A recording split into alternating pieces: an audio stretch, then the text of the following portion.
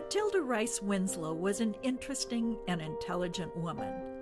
Much of her story, which I am sharing with you, comes from the stories she wrote about her life and her treasured Fort Atkinson.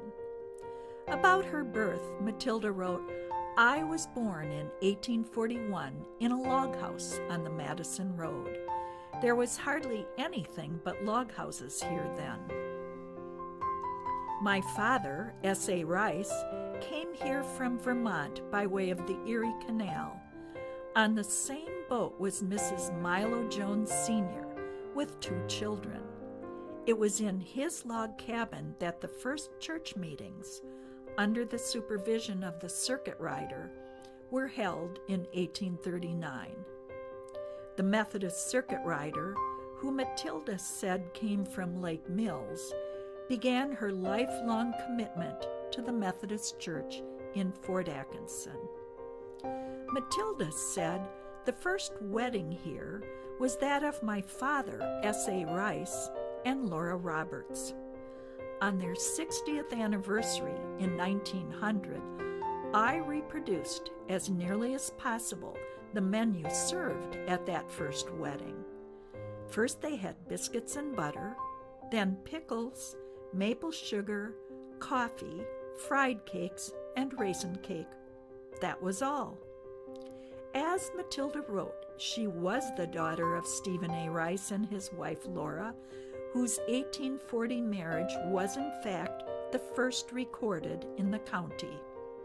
Her father, Stephen, was one of the area's earliest pioneers, coming here in 1838 and settling on a farm 2 miles from town.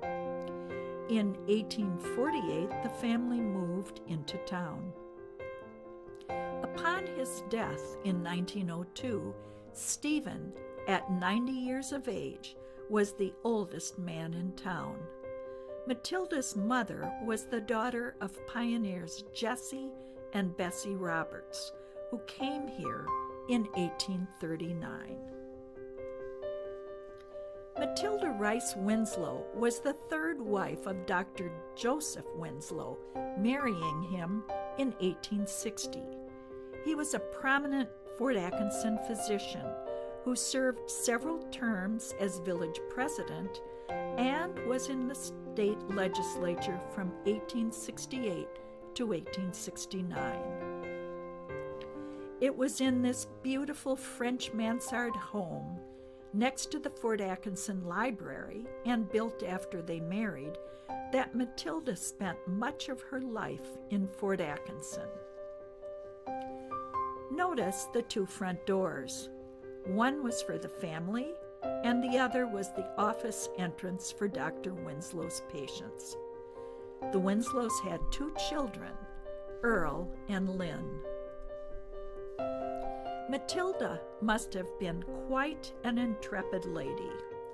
The story is told that when she was 80 years old, Matilda walked to Whitewater and back in 1 day. When she got tired, she sat down by the roadside and said the 23rd Psalm. Matilda loved Fort Atkinson. Upon returning from Chicago, where her son lived, she said, "Fort Atkinson has always been, is, and shall always be my home." Fort Atkinson loved her right back, the papers saying, "Fort Atkinson has a real place in its heart for Mrs. Winslow." When Matilda turned 90, the Jefferson County Union marked the occasion, saying, "We particularly avoided saying anything about 90 years old because we cannot write old and Mrs. Winslow in the same paragraph." Her birthday was celebrated with a surprise party given by her neighbors, flowers, gifts, and many visits by friends and relatives. Matilda loved writing about early Fort Atkinson history and submitted stories for publication in the Jefferson County Union. Matilda reported that some of the old-time amusements were horseback riding, parties, and barn raisings. One story she told was of the time when she was just 8 years old. She wrote, "A double carriage, the only one this tiny village boasted, was engaged to take the 49ers to Milton en route to California. 4 gentlemen were taken. I was a girl of 8 summers and an eyewitness to the departure, one of the greatest events this little village had ever seen. I never dreamed then that I would later marry Dr. Wilson, who, a young man, went with the group as their physician." Matilda was a founding member of the Tuesday Club, a women's study club established in Fort Atkinson in 1881. It was an appropriate outlet for her intellect and interests. Matilda died in 1934 at the age of 93. Despite her advanced age, she had a remarkable memory and was an authority on dates and historical facts. Her husband died 40 years before she did, and she outlived both her children. For many years, she lived alone in her home on 3rd Street, staying in her beloved Fort Atkinson.